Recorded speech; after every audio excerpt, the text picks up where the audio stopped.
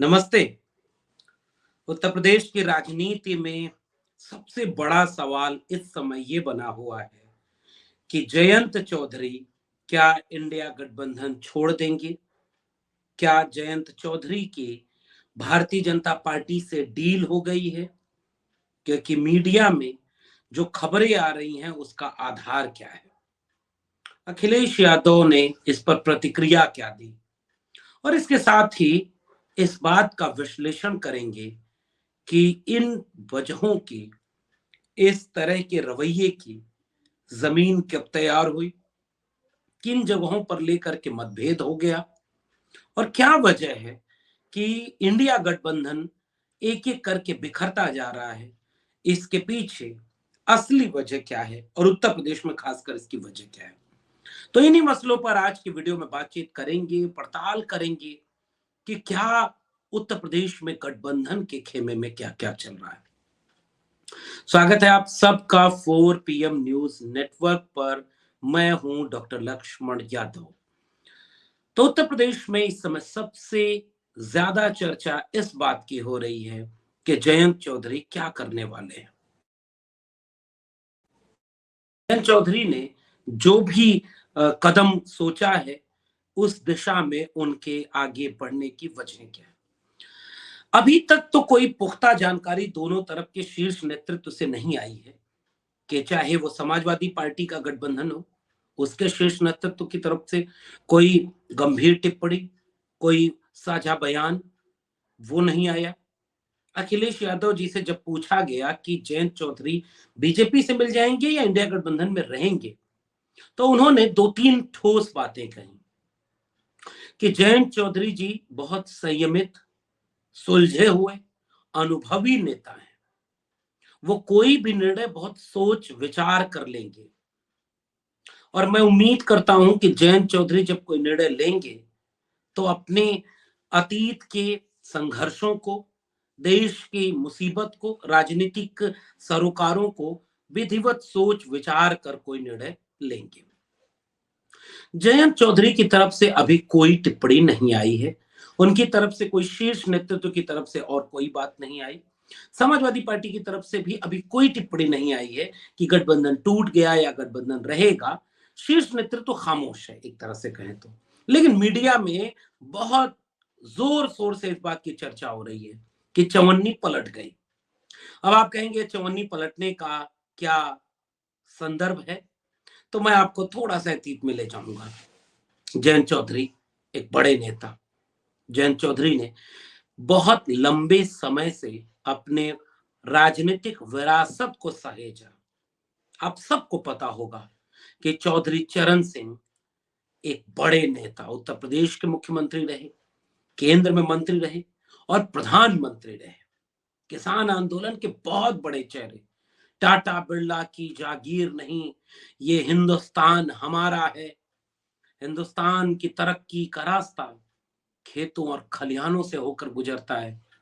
इस तरह के बयान देने वाले चौधरी चरण सिंह कि जब तक मीडिया मुझे गलत दिखाए तब तक ये समझिएगा कि मैं आपका हूं, और जब मीडिया मेरी तारीफ करने लगे तो मेरे लोगों समझ लेना कि मैं बिक गया हूं। वो तेवर किसान आंदोलन का, वो तेवर समाजवादी विरासत का, चौधरी चरण सिंह का। अडिग रहने वाला, स्वार्थ में नहीं सिद्धांतों से निर्णय लेने वाला और एक विराट चेहरा जिसमें चौधरी छोटू राम का विचार, समाजवाद में डॉक्टर राम मनोहर लोहिया का विचार, बाबा साहब अंबेडकर का विचार ऐसा लगता है कि उनके व्यवहार में दिखता था। उनकी विरासत मिली चौधरी अजीत सिंह को, जो चौधरी अजीत सिंह उस विरासत को उस तरह से नहीं संभाल पाए और अपनी छवि उन्होंने ऐसी बनाई कि जब जरूरत पड़ी जिधर जाने की उधर चले गए। चाहे पार्टी का हित हो, चाहे उनका अपना हित हो, इस बात को साफ तौर पर कहा जाता है कि जयंत चौधरी के पिताजी और चौधरी अजीत सिंह वो इस तरह की चीजों में कुछ भी निर्णय लेने में जाने गए और अवसरवादी किस्म के विचार में देखे जाते हैं। और अवसरवाद कोई बुरा नहीं है। माननीय कांशीराम, जब उनको अवसरवादी कहा जाने लगा गया तो मनोहर कांशीराम ने एक बात कही थी देश के लोगों के सामने कि जिन्हें कभी अवसर ही नहीं मिला, उन्हें जो भी अवसर मिलेगा वो उसका फायदा उठाएंगे। मगर मनोहर कांशीराम एक बात कहते थे कि अवसर का मतलब यही है कि हम अपने सिद्धांतों से समझौता नहीं करेंगे। अगर हमने किसी से अलायंस किया, जैसे उनका दावा ये था कि बीजेपी से वो अलायंस कर रहे हैं, तो बीजेपी की शर्तों पर नहीं, बीएसपी की शर्तों पर शासन हुआ। बाद में इस बात का विश्लेषण करना मुश्किल हो गया कि कितना असर किसका किस पर पड़ा, सिद्धांत कहाँ रहे और अवसर कितना हावी हो गए। चौधरी अजीत सिंह, उनके ऊपर यह अवसर हावी रहे। चौधरी जयंत जो उनके पुत्र हैं, चौधरी चरण सिंह के पोते हैं, उनका तेवर ये माना गया कि वो अपने पिता चौधरी अजीत सिंह के तेवर वाले नहीं, चौधरी चरण सिंह के तेवर वाले नेता हैं। वो अपने दादाजी को ज्यादा करीब पाते हैं अपने राजनीति में। और इसका उदाहरण आप इस तरह से समझें कि जब 2014 और 2019 में खुद चौधरी साहब जिंदा थे, चौधरी अजीत सिंह, और जयंत चौधरी राजनीति में आ चुके थे, और 2014 से बीजेपी ये कोशिश कर रही थी कि पश्चिमी उत्तर प्रदेश में, जैसे चौधरी अजीत सिंह एक जमाने में एनडीए में शामिल रहे, कैबिनेट मंत्री रहे, और उस तरह से उन्होंने बीजेपी का साथ दिया, जयंत चौधरी भी वही निर्णय लेंगे। और 2014 में बीजेपी ने पूरी कोशिश की कि 2014 में ही आरएलडी उनकी तरफ आ जाए, नहीं गई, और कांग्रेस और आरएलडी मिलकर चुनाव लड़ते हैं। 2019 में कांग्रेस को अलग करके सपा, बसपा और आरएलडी, ये तीनों मिलकर चुनाव लड़ते हैं। 2022 का चुनाव आता है, किसान आंदोलन सामने था, और उस किसान आंदोलन के बाद किसानों के, नौजवानों के बड़े चेहरे के रूप में जयंत चौधरी अपने को स्थापित करते हैं, लोगों के बीच जाते हैं, काम करते हैं, अपनी नाराजगियों को दूर करते हैं, और एक ऐसे नौजवान की छवि गढ़ते हैं जयंत चौधरी, जो किसानों के मुद्दे पर आंख में आंख डाल करके बोलता है, लड़ता है। और पश्चिमी उत्तर प्रदेश की जो जाट बेल्ट थी एक जमाने में, 2013 के मुजफ्फरनगर दंगे के बाद पश्चिमी उत्तर प्रदेश में जाट वर्सेस मुसलमान, ये बीजेपी की रणनीति थी, और पश्चिमी उत्तर प्रदेश के गैर मुस्लिम हिंदू बाहुल्य वोटों को बीजेपी ने अपनी तरफ शिफ्ट कर लिया। इसलिए मुजफ्फरनगर जैसी सीट पर संजीव बालियान जैसा नेता 2014 में भी चुनाव जीतता है, और 2019 में तो वो चौधरी अजीत सिंह को हरा देता है, और 6000 के वोटों से। विद्वान ये कहते हैं कि उस समय उन मतगणना में धांधली की गई थी, लेकिन चौधरी अजीत सिंह फाइनली हार गए मुजफ्फरनगर की सीट। और इस मुजफ्फरनगर की सीट को याद रखिएगा, आखिर में अभी मेरे विश्लेषण से ये सीट जुड़ेगी। तो 2019 के चुनाव में चौधरी अजीत सिंह 6,500 वोट से संजीव बालियान से चुनाव हार जाते हैं, और आरएलडी एक भी सीट नहीं जीत पाती है। उसके बाद किसान आंदोलन होता है, चौधरी अजीत सिंह की भूमिका होती है, और चौधरी जयंत चौधरी उस विरासत को, चौधरी चरण सिंह की विरासत को फिर से क्लेम करते हुए सामने खड़े होकर किसान आंदोलन में बीजेपी के खिलाफ खड़े हो जाते हैं। संविधान की बात हो, सामाजिक न्याय की बात हो, समाजवाद की बात हो, एक मुश्त तेवर अख्तियार करते हुए जयंत चौधरी ने नौजवानों के भी भीतर एक आत्मविश्वास भरा, चाहे वो अग्निवीर का मामला हो, चाहे वो महंगाई और बेरोजगारी का मामला हो, या संविधान का मामला हो। उन्होंने बहुजनों के बीच एक अपनी छवि गढ़ी, और उसके बाद उन्होंने किसान आंदोलन से अपने किसानों के बीच फिर से एक आत्मविश्वास भरा, नेतृत्व राजनीति के रूप में, और जाटों के बीच उस खाई को पाटने का काम किया जो 2013 के मुजफ्फरनगर दंगे के बाद से बरकरार थी, और बीजेपी उसे लगातार हवा देना चाहती थी ताकि गैर मुस्लिम वोट गोलबंद होकर के बीजेपी की तरफ आए। और इसका फायदा 2022 के चुनाव में भी बीजेपी को ज्यादा हुआ। हालांकि जयंत चौधरी की सक्रियता, आरएलडी और समाजवादी पार्टी की एकजुटता ने 2022 के चुनाव में बहुत चुनौती पेश की, मगर अंदर खाने क्या हुआ, अमित शाह किन जाट नेताओं से मिलते हैं, क्या क्या डील होती है, और चुनाव परिणाम बदल जाता है। इस तरह से हम कहें कि 2022 तक जयंत चौधरी अपने खुददारी पर खड़े होते हैं। इंडिया गठबंधन बनता है, और इंडिया गठबंधन में उस बीच में एक वाकया और होता है। जयंत चौधरी चुनाव हार चुके होते हैं, आरएलडी के 22 में लगभग 9 विधायक जीतते हैं, 33 सीटें सपा और आरएलडी के गठबंधन में आरएलडी को 33 सीटें मिलती हैं। और उस समय अखिलेश यादव एक शर्त रखते हैं, क्योंकि उन्हें संदेह होता है, और ये शर्त इस वजह से होती है, आप इसको भी बारीकी से समझें, कि जैसे ओम प्रकाश राजभर को 15 सीटें अगर दी गई तो 15 में से 10 सीटों पर चुनाव लड़ेंगे ओम प्रकाश राजभर के लोग और 5 सीटों पर समाजवादी पार्टी के लोग ओम प्रकाश राजभर की सिंबल पर चुनाव लड़ेंगे, ताकि वो जो चुनाव के बाद अगर कोई परिस्थिति ऐसी बन जाए तो इधर से उधर, उधर से इधर विधायक न चले जाएं। इस बात को ध्यान में रखते हुए जो रणनीति सपा ने उनके साथ बनाई और उनके कुछ कैंडिडेट को अपने साथ भी जोड़ा कि हमारे सिंबल पर लड़ जाइए, तो उससे कम से कम एक मिक्स क्राउड बनेगा और जो बार्गेन भूमिका रहती है वो इस तरह से मतलब हावी नहीं होती है। तो यही काम किया गया। जयंत चौधरी के साथ समझौते में 33 में से कई सीटों पर समाजवादी पार्टी ने अपने लोग उतारे जो आरएलडी के सिंबल पर थे। कुछ एक जगहों पर ऐसा भी सुनने को आया कि आरएलडी के लोग सपा के सिंबल पर लड़े, लेकिन एक अलायंस के तहत 33 सीटें और 33 सीटों के साथ आरएलडी चुनाव लड़ती है और 9 सीटें जीत जाती है।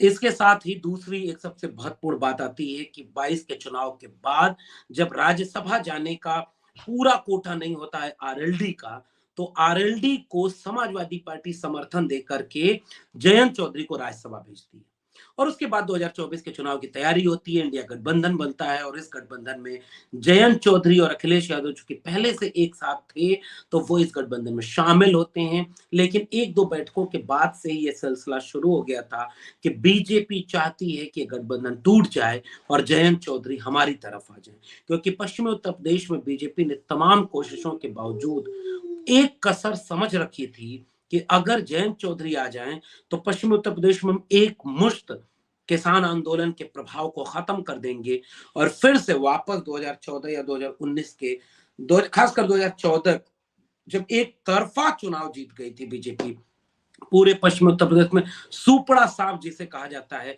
वो हो गया था और बीजेपी 2014 को 2024 में दोहराना चाहती है। इसलिए भले संसद में खड़े होकर देश के प्रधानमंत्री अपना सीना पीट करके कहें कि एक अकेला सब पर भारी है, लेकिन वो असल में एक अकेला सब पर भारी नहीं है। वो एक अकेला कैसे लोगों को जोड़ रहा है और गठबंधनों को तोड़ रहा है। बिहार, आप भूले नहीं होंगे, बिहार से ये संकेत मिला कि बिहार में गठबंधन तोड़ा गया और दूसरी तरफ झारखंड में जो झुका नहीं, जो बेका नहीं, जो डरा नहीं, वो तीनों सब सारे लोग इधर आ गए और जो नहीं डरा झुका वो हेमंत सोरेन बना दिया गया। तो बीजेपी ऐसे चुनाव लड़ रही है। वो दिखाने को कहा जाता है कि राम मंदिर बनने के बाद तो केवल बीजेपी को वोट मिलेगा। अगर केवल बीजेपी को वोट मिलता तो इंडिया गठबंधन में सेध लगाने की जरूरत क्यों पड़ रही है? इसका मतलब कोई हवा राम मंदिर की नहीं है, कोई हवा एक अकेले शेर की नहीं है। बीजेपी ये किन प्रकार चुनाव जीतना चाहती है। जो झुक गया उसको बुला करके वहां पर अपने पास रखे और जो ईडी सीबीआई से पैसे से ना बिके उसको वापस खरीद लो, पार्टियां तोड़ दो। लेकिन अगर कोई न बिके न झुके तो ईडी और भेज के उनको जेल में डाल दो। आप देखेंगे अरविंद केजरीवाल के साथ यही हो रहा है, हेमंत सोरेन के साथ यही हो रहा है। हेमंत सोरेन को तो जेल में डाल दिया है, केजरीवाल के ऊपर लगातार दबाव है, तेजस्वी यादव के ऊपर ये दबाव है, जयंत चौधरी के सामने ये मुश्किलें रही होंगी। अब पेच कहां फंसता है सपा और आरएलडी के गठबंधन में, जो बात निकल के आ रही है इसका पुख्ता प्रमाण कोई नहीं है, लेकिन बात ये सुनने में आ रही है कि 7 सीटें देने का वायदा लगभग 19 जनवरी की तारीख थी। 19 जनवरी की तारीख में जब अखिलेश यादव और जयंत चौधरी की एक साझा तस्वीर ट्विटर पर आती है, अखिलेश यादव कहते हैं कि 7 सीटों के साथ ये गठबंधन पक्का हो गया और आगे बढ़ गया। जयंत चौधरी अखिलेश यादव के ट्वीट को रीट्वीट करते हुए कहते हैं कि हम मिलकर लड़ेंगे और संविधान बचाने के लिए दिल्ली के तख्त को बदलने की कोशिश करेंगे।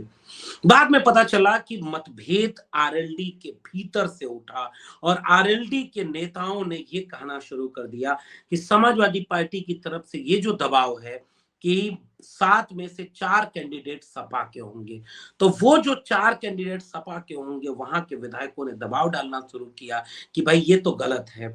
उसमें खासकर 3 सीटें थी, कैराना, मुजफ्फरनगर और बिजनौर।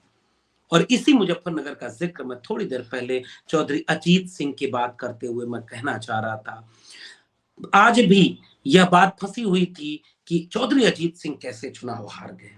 किसान आंदोलन के बाद ये बात कही गई, जब एक सम्मेलन हुआ तो वहां पर जब जाटों के सामने ये बात कही उस नेता ने कि एक तो चौधरी अजीत सिंह को चुनाव हराया और मुसलमान मारे, और उसके बाद एक एकजुटता बन गई थी, खासकर सेकुलर वोटों में जो किसान आंदोलन के बाद बहुत मजबूत हुई, और जयंत चौधरी उसके बहुत मजबूत दावेदार बन रहे थे। लेकिन मुजफ्फरनगर की सीट पर इसलिए दावेदारी फंस गई क्योंकि वहां पर चौधरी अजीत सिंह 2019 का चुनाव, असल में आरएलडी का दावा यह है कि वो हारे नहीं थे, हराए गए थे, साजिश के तहत हराए गए थे, तो वो सीट वो मांग रहे थे। फिर कुछ एक जगहों पर मतभेद फैल गया। कोई भी राजनीतिक दल देखिए होता है, उसमें गठबंधन में ये मुश्किल आती है कि जो सीटें वहां के नेता होते हैं लोकल लेवल पर, वो चाहते हैं कि इस सीट पर हम चुनाव लड़ें क्योंकि हमने सालों से इस सीट पर तैयारी की है, और ये मुश्किल समाजवादी पार्टी के साथ भी है और ये मुश्किल आरएलडी के साथ भी है।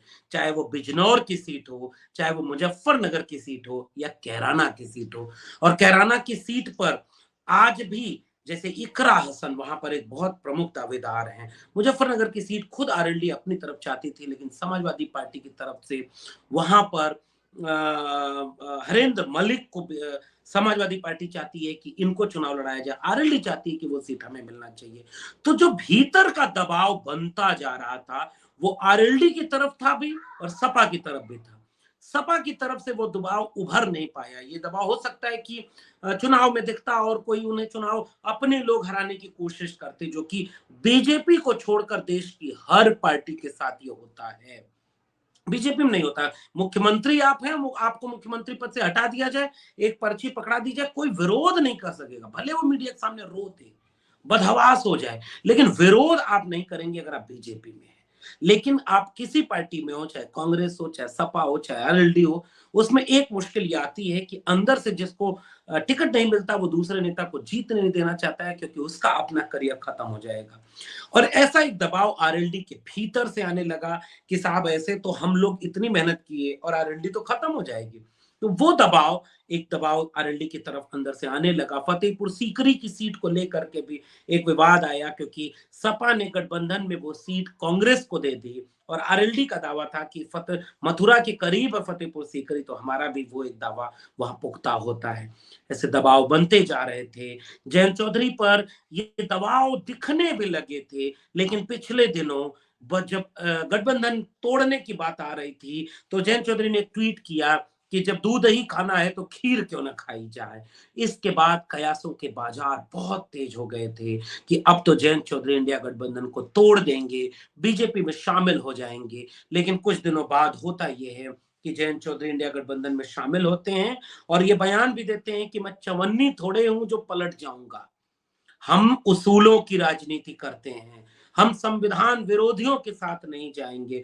जिन्होंने अग्निवीर योजना लागू की, जिन्होंने किसानों को इतना मजबूर कर दिया, बेबस और लाचार कर दिया कि उन्हें 13 महीने आंदोलन करना पड़ा और 750 किसान शहीद हो गए, उनके साथ हम नहीं जाएंगे। इस तरह के तमाम भाषण उनके वायरल होने लगे और सबसे प्रसिद्ध वायरल भाषण कि मैं कोई चवन्नी थोड़ी हूं जो पलट जाऊंगा।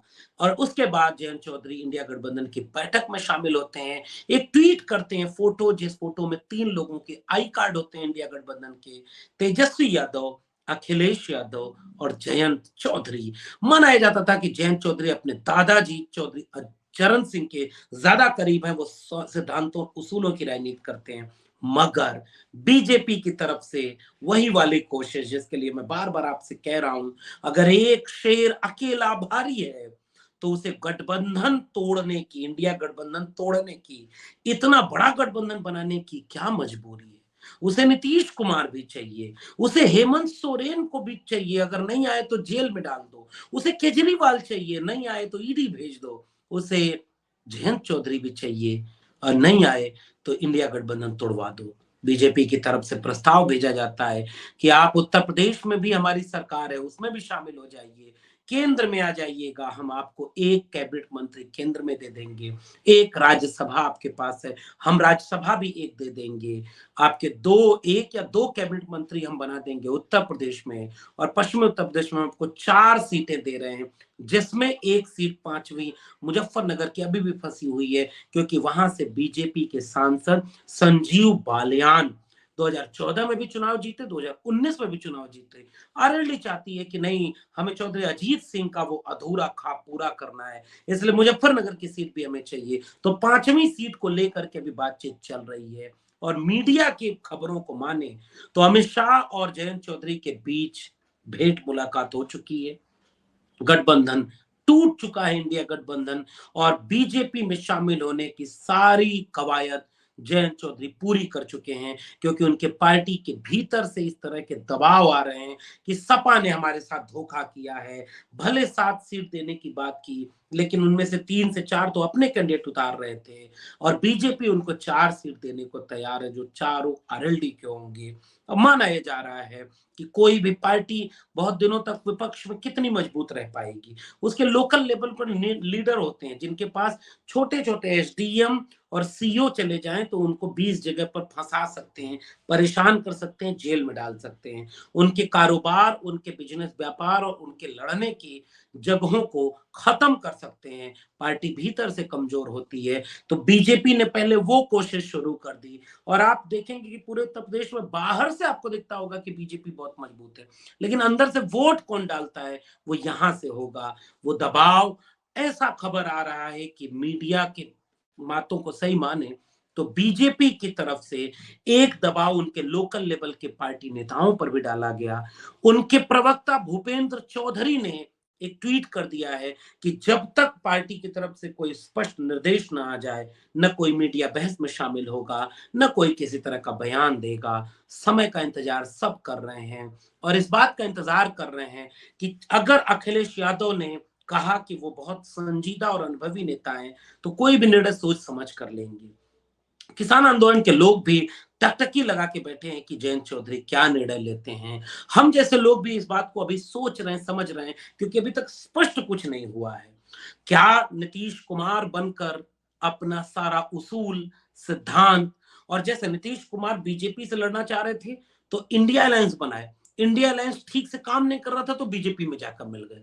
क्या जयंत चौधरी किसान आंदोलन, अग्निवीर योजना, सामाजिक न्याय की बात, सांप्रदायिकता का सवाल, बिजनेस व्यापार चौपट करना, और खेती किसानी के सवालों से लेकर संविधान तक पर जितनी आलोचना बीजेपी की कर रहे थे, इतिहास के इस सबसे अहम मोड़ पर अपने नेताओं के दबाव में झुक जाते हैं, बीजेपी के लालच, प्रलोभन और डर में बिक जाते हैं या झुक जाते हैं, और इंडिया गठबंधन तोड़ करके बीजेपी में शामिल हो जाते हैं, या पिछली बार की तरह जयंत चौधरी फिर से उस मीडिया की खबरों को धता बताते हुए वापस इंडिया गठबंधन में मजबूती से कायम रहते हैं।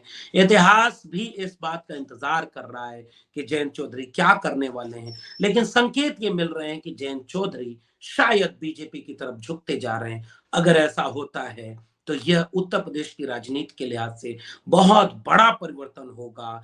दोष चाहे आप सपा को दे लें, चाहे आरएलडी को दे लें, लेकिन 20-25 साल बाद की पीढ़ियों को जब यह इलेक्शन याद आएगा तो आप याद करिए कि नीतीश कुमार, जयंत चौधरी अगर उधर जाते हैं तो किस रूप में याद किए जाएंगे, और केजरीवाल या उससे बढ़कर तेजस्वी यादव या सबसे बढ़कर हेमंत सोरेन किस भूमिका में याद किए जाएंगे। बाकी मूल्यांकन इस देश की जनता को करना है। थोड़ा सा भी वक्त है, देखना होगा कि जयंत चौधरी क्या निर्णय लेते हैं, बाकी फिर उसका विश्लेषण फिर आगे करेंगे। आपका क्या मानना है नीचे कमेंट बॉक्स में जरूर बताइएगा, और ये वीडियो अच्छी लगी तो इसे आगे बढ़ाइए। फिर मिलते हैं किसी और टिप्पणी के साथ, तब तक के लिए बहुत बहुत धन्यवाद।